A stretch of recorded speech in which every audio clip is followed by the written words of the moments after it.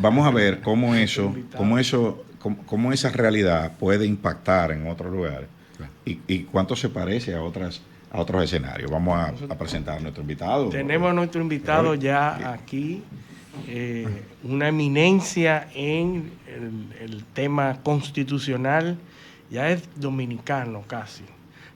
Casi no. No, dominicano. Dominicano ya oficialmente. Don Marcos, de facto y de derecho.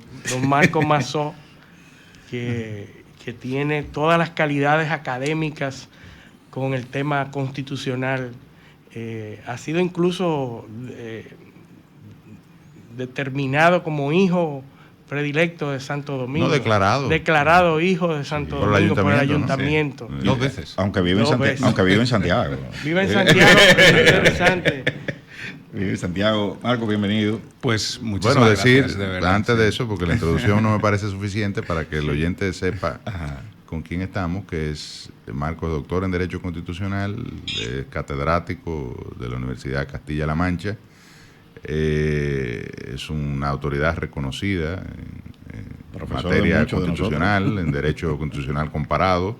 Tiene una obra importante en este sentido con otros autores, incluyendo Lucio Pegoraro, que también ha sido profesor nuestro y además un autor prolífico en materia constitucional.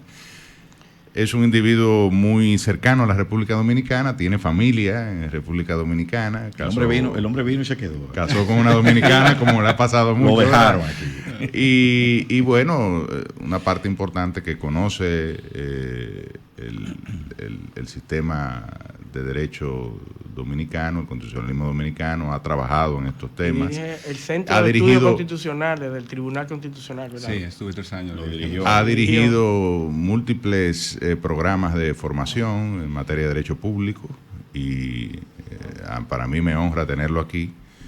Además es un ser humano extraordinario en términos de hemos hecho una buena amistad y es mi profesor. Ha sido mi profesor y creo que seguirá siendo, ¿verdad? Claro, sí. Y de José Alejandro Ayuso. Yo a Marco lo conocí. Y de Eliseo y de muchos otros. José Alejandro fue que me presentó a Marco en España, en Toledo. Ahí, exactamente. Ahí nos conocimos. Así que ese es el calibre del invitado que tenemos el día de hoy. Un honor para nosotros, ¿verdad? Así que nada. Adelante. Marcos. Bueno, bienvenido. Yo primero quería daros las gracias, la verdad. Estábamos preparando esta entrevista, como sabe muy bien José, agradecerte tus palabras introductorias de presentación, agradeceros también a los presentadores, directores del programa, de estar aquí compartiendo estos espacios públicos, que nos escucha mucha gente, ¿no? Y una de las cosas que a mí me gusta mucho hacer, porque soy simplemente un humilde profesor, un académico, que desde hace muchos años, y desde hace probablemente más de 20 años, llevo ejerciendo, llevando mi cultura constitucional en la República Dominicana y en otros países de América Latina, pero especialmente aquí, porque como muy bien habéis dicho y habéis señalado, evidentemente soy dominicano. Desde hace 15 años tengo mi nacionalidad dominicana. Estoy casada con una extraordinaria magistrada, vivo gran parte de mi tiempo en Santiago de los Caballeros y estoy muy orgulloso de ser dominicano porque me siento dominicano y comparto y siento los mismos problemas que cualquier dominicano, ¿no? A veces uno pues se siente un poco extraño, ¿no? y raro en estos espacios, ¿no? Pero yo realmente, cuando uno pertenece, ese sentido de pertenencia a una tierra, a una cultura, pues ese sentimiento yo lo tengo muy arraigado, lo tengo muy adentro y realmente pues comparto gran parte de vuestras problemáticas y de vuestras realidades y además encantado un poco de compartir algunas cuestiones que realmente estabais hablando también del tema de Venezuela. Y os decía antes del programa que hay una cierta relación, claro, entre el ejercicio de la democracia, que es algo muy importante, la democracia constitucional, ¿no? Como me gusta a mí explicarlo, la democracia constitucional, el ejercicio de las libertades, de los derechos, de las garantías, que no se puede separar de la cultura constitucional. A mí me parece que esto es algo muy importante que tenemos que llevar también en la República Dominicana, el ejercicio de la cultura constitucional. Fijaros que tenéis un artículo en la Constitución muy bonito, que es el artículo 63.13, que obliga a los poderes públicos a la enseñanza de la Constitución de manera obligatoria. de manera obligatoria Claro. en todos los ámbitos del sistema educativo. Aquí hubo que llevar al ministro de Educación a los tribunales. Con la sentencia del Tribunal Superior Administrativo en relación con el tema de la educación vial. Increíble. O sea, No, con la educación... con educación constitucional. Constitucional. Sí, Hubo un recurso ante el Tribunal Superior Administrativo donde se le solicita al ministro que introduzca la materia de derecho de la enseñanza de la Constitución. La enseñanza de la Constitución. Constitución. En cumplimiento del mandato constitucional. Y la respuesta es que ya enseñaban moral y cívica.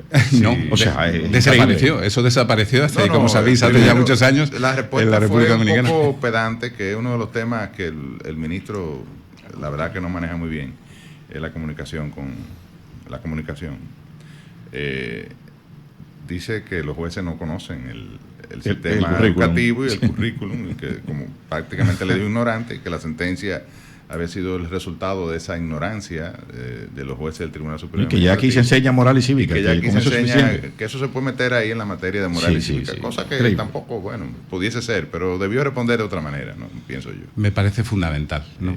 Que además la Constitución dice que es obligatoria. Claro. O sea, que no es algo potestativo, ni es algo dispositivo de los poderes públicos, es que es algo obligatorio. La instrucción, no solamente de la Constitución, la educación en valores habla también, la educación en valores, la educación en derechos y libertades, la educación en igualdad de género, que también apunta al artículo 39.4 de la Constitución. Todas esas cuestiones son de obligado cumplimiento. Claro. Es decir, no están reflejadas todavía en la ley de educación.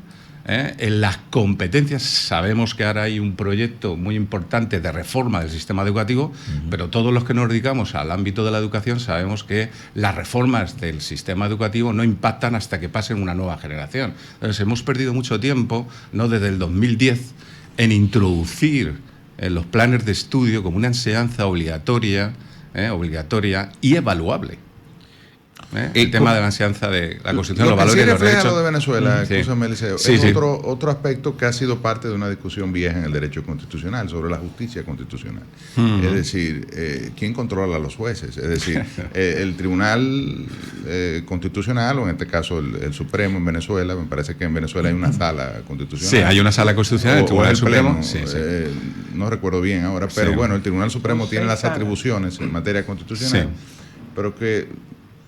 O sea, se supone que opere como una garantía, pero cuando se sale de ese escenario, de verdad que lo que hay una indefección, ¿verdad? O sea, no solamente hay una indefección, es que nos encontramos ante un tribunal político. Exacto. O sea, primero hay que conceptualizar qué tipo de tribunal, qué tipo de personas componen ese tribunal. Sí. Estamos hablando de personas que son afiliadas a un partido, que son personas políticas, que no han ejercido nunca la función jurisdiccional, que no han ejercido nunca la función de juez y que no saben juzgar y ejecutar lo juzgado. Estamos hablando de un tribunal político puesto por un partido político, instrumentalizado totalmente al servicio de un poder autoritario y dictador. Es un Estado que se ha confeccionado alrededor de un partido. Porque que sea un tribunal compuesto por políticos o designado por el poder político, como ocurrió en España, el primer tribunal constitucional, ¿verdad?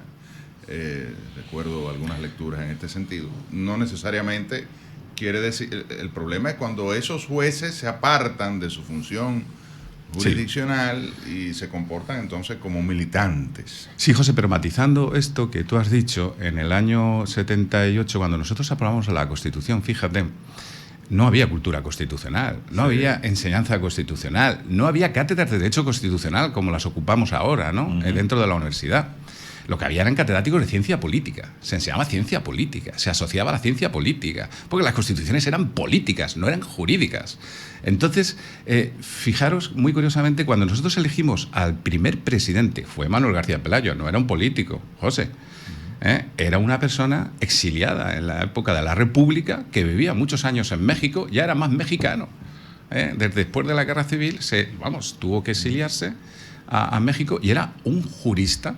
Era un jurista, que impactó en toda la cultura jurídica de todo Iberoamérica, y tiene un manual que sigue siendo todavía referencia para los constitucionalistas, ¿no? El manual de Derecho Constitucional comparado de Manuel García Pelayo, que impactó. Entonces, no había especialistas en Derecho Constitucional. Y en el caso dominicano, tenemos el ejemplo de Milton Ray Guevara. que todo el mundo le reconoce su formación, su idoneidad, ¿verdad? Su capacidad. Ha sido un juez histórico, el primer juez del Tribunal Constitucional, pero evidentemente con un pasado político reciente, de participación política, incluso fue senador, fue ministro, es decir. En el caso de Manuel García Pelayo ya ocupaba una cátedra. Era un académico de mucho prestigio y fue nuestro primer presidente del Tribunal Constitucional. Igual que Milton, que un académico también aquí en el caso dominicano. Pues en Pucamaima, profesor durante muchísimos años. Fue profesor de Derecho Constitucional. Pues fíjate, ¿no? Sí. O sea que perfectamente. Marcos, la democracia está en crisis. La democracia es un sistema de gobernanza que hay que cuidar permanentemente. Cuando no lo cuidamos, pues se devalúa, se deslegitima. Hay una cosa que es muy importante y es que las decisiones importantes, las decisiones constitucionales, las decisiones que afectan a una reforma, las decisiones de un proceso electoral, tienen que rodearse de dos elementos que son imprescindibles. La legalidad, por supuesto, la legalidad, y la legalidad, hablabas tú antes de la ley electoral de Venezuela, pues claro que exigen que las actas sean públicas. Si no hay publicidad, ¿cómo se va a contrastar? ¿Cómo se va a contradecir? ¿Cómo se va a recurrir a algo que no conocemos? Exacto. Tiene que haber contradicción en un proceso contencioso electoral. Y yo he sido miembro de las juntas electorales en mi tierra, en determinados procesos electorales que se han llevado a cabo. Si no son públicas, no podemos recurrir. Claro. Pero fijaros que el señor Maduro, cuando va a recurrir al Tribunal Supremo, recurre sin haber un objeto agraviado, sin haber... Él no es agraviado, porque lo declaran inmediatamente sin la publicación, sin haber hecho el escrutinio total. La ley exige, en la ley electoral de Venezuela, que antes de proclamar el Consejo Nacional Electoral, de proclamar electo al presidente, tiene que haberse escrutado todas las actas. Tiene que haber y cuando se impurnable. llegó al 80% sin publicidad, se declaró ya ganador. Se declaró ya ganador a esta persona, ¿no? Se declaró ya ganador. Entonces, oiga, hasta que no se acabe el proceso, y el proceso tiene que ser público para ser contrastado y para ser cuestionado, claro que sí. Sin publicidad, sin transparencia, no hay legitimidad. Exacto. Aunque uno presuma la legalidad sin legitimidad. ¿Y qué es la legitimidad? La legitimidad no es más que la aceptación, el compartir. Vosotros habéis tenido aquí, hemos tenido aquí, yo he votado. Yo he votado aquí. Sí. Hemos tenido un proceso electoral y aquí ha habido legalidad y legitimidad. Correcto. Tienen que ir las dos cosas unidas. Tienen que ir las dos cosas unidas. decisión. Es algo fundamental. Entonces, en ese aspecto, me parece que no podemos separar esos procesos, esos procedimientos de lo que es una democracia constitucional. Sí. Bueno, ese es uno de los grandes problemas que hay en cuanto a ese caso. Pero no es un fenómeno que se está dando en la región, porque en América Latina los fenómenos no son dispersos. Casi siempre lo que sucede en un lado se replica de una forma u otra, tiene, vamos a decir, repercusiones en otro. Tú no ves como un problema, y por eso empecé preguntando si es un problema de la democracia que hay en la región. Sí, claro, hay problemas de legitimidad, hay problemas. El ejercicio de la democracia es un ejercicio que fundamentalmente se ejerce de una forma dinámica y expansiva. Fijaros que hace menos de 40, 50 años, el cuerpo electoral era bastante restringido, porque solamente podían votar los hombres. O sea, había la mitad hasta hace muy poco, y en determinados países todavía, en África, Asia, las mujeres no pueden votar. Sí. Están excluidas. En determinados países que llamamos teocráticos. Fijaros, en los países teocráticos las mujeres no pueden participar. No pueden llevar ni siquiera un pantalón vaquero. Pero una cuestión cultural. Están sancionadas si no llevan el velo. Les sancionan penalmente. Bueno, en Afganistán ahora acaba de prohibir usar Irán, la voz femenina. Claro. en la publicidad. No puede haber voces femeninas. Se tienen que disfrazar de hombres para ir a un espectáculo deportivo, se tienen que disfrazar, o sea, se tienen que camuflar, se tienen que tapar. O sea, son objetos de derecho, no son sujetos de derecho. O sea, los derechos de las mujeres nos las tenemos que tomar muy en serio. El análisis yo lo hago porque veo lo que sucede, por ejemplo, en El Salvador. Veo lo que sucede en Nicaragua. Entonces veo esto de Venezuela. Pero en Europa. como un fenómeno. Sí, pero bueno. El problema es el populismo, es decir, en mi opinión. O sea, no es el sistema, bueno, sí, claro, siempre podrá ser mejor, ¿no? Pero el problema es que el populismo ha vuelto a ser un elemento, una herramienta que seduce a las masas, es decir, tanto de derecha como de izquierda. Bueno, hay una ola de derecha en algunos países de Europa, por ejemplo, en Italia. En Francia, aunque en Francia ya se ha convertido en una especie de constante, que los franceses amenazan, votan mayoritariamente en una primera vuelta, o no mayoritariamente, pero masivamente a la derecha. Y después lo piensan. Pero fijaros una cosa muy curiosa. En Europa no se falsea la democracia. Sí. O sea, es verdad que vivimos en una sociedad muy polarizada, pero los principios democráticos son muy sólidos. Se respeta. Son muy sólidos. Hombre, claro. Y todo es decir, al final la gente elige lo que quiere elegir, pero no se cuestiona el sistema. Sí. No se cuestiona la democracia. No se cuestiona, porque es la base. Bueno, pero mira como el último caso con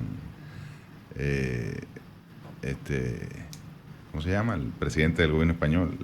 Pedro Sánchez, que ha negociado, ¿verdad?, con Junts, que es un partido ilegal. Independentista. Que la mayoría de la gente, de sus líderes están en el exilio, estaban en el exilio. Sí, pero no olvidemos una cosa, José, que son partidos constitucionales, aunque sean independentistas. Nosotros no somos una democracia militante. Sí. España no es como tampoco la República Dominicana. Tú puedes defender desde las ideas muchas cosas. Sí, pero en este caso ellos atentaron contra el gobierno. Sí, atentaron contra el sistema constitucional, pero los dirigentes, no el partido. O sea, unos dirigentes se salieron de lo que era el marco constitucional, ¿no? Subvertieron el marco constitucional. Pero ¿cómo tú negocias con gente que...?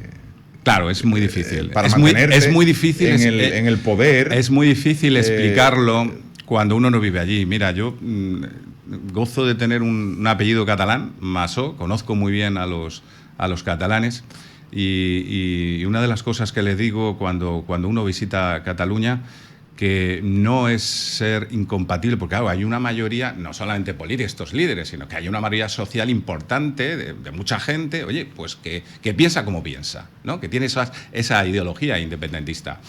Y yo les digo, como lo digo aquí algunas veces en la República Dominicana, le digo, oye, pero es que no es ser incompatible ser catalán y ser español, como ser español y ser europeo, como tampoco es ser incompatible ser español y ser dominicano. Y entonces les enseño mis dos células. Digo, yo me siento tan español como dominicano, me siento tan orgulloso de pertenencia, porque no son incompatibles. Es que compartimos una historia, que es que se ha falseado. Una cultura, una historia compartida. Entonces, no se puede falsear la historia. Una de las peores cosas que se hizo la transición española, a mi juicio, fue delegar la educación a las comunidades autónomas, a los territorios, a las regiones. Eso fue un error gravísimo. ¿Por qué? Porque sobre ese espacio, por ejemplo, en Cataluña se ha creado una cultura de inmersión lingüística donde el castellano, prácticamente el español, ¿no? Prácticamente no se enseña. Y ha tenido que llegar un tribunal para decir, oye, que hay que fijar una cuota, ya que los partidos políticos no se ponen cuál es la cuota del español que se tiene que enseñar aquí, pues entonces se fijó en un 25%, de una manera proporcional y razonable, oye, que el español se tiene que enseñar. O sea, fijaros qué curioso, en todas las constituciones de América Latina, porque lo hemos estudiado, todas las constituciones de América Latina tienen como lengua oficial, también la de la República Dominicana, la lengua oficial el español. Esto no lo decimos en la Constitución española. Esto no hay lengua oficial. Decimos que la lengua oficial es el castellano, como si solamente se abriera en un territorio, ¿no? Y el resto de las lenguas son cooficiales al mismo nivel que el castellano. Pero no se dice que es el español, que es la lengua que nos une a todos. No solamente que nos une a España, sino que nos une a toda la comunidad hispanoamericana. También hay que reconocer que en el caso español hay un reconocimiento muy importante de las autonomías, de las culturas evidentemente, locales, claro, de la lengua. Estamos hablando del país más descentralizado del mundo, José. Sí. Más descentralizado del mundo sin ser un Estado federal. Correcto. Fijaros. ¿Por qué? Porque se ha dado tanta autonomía fiscal. La Comunidad del País Vasco, por ejemplo, con el concierto del País Vasco y Navarra, estas regiones, estas comunidades autónomas, tienen plena autonomía fiscal. Recaudan, liquidan, gestionan todos sus impuestos y prácticamente al Estado no dan nada. en ese concierto. Todo lo que es una falta de solidaridad. Cuando hay un Estado territorial descentralizado altamente, tiene que haber principios de solidaridad, ¿no?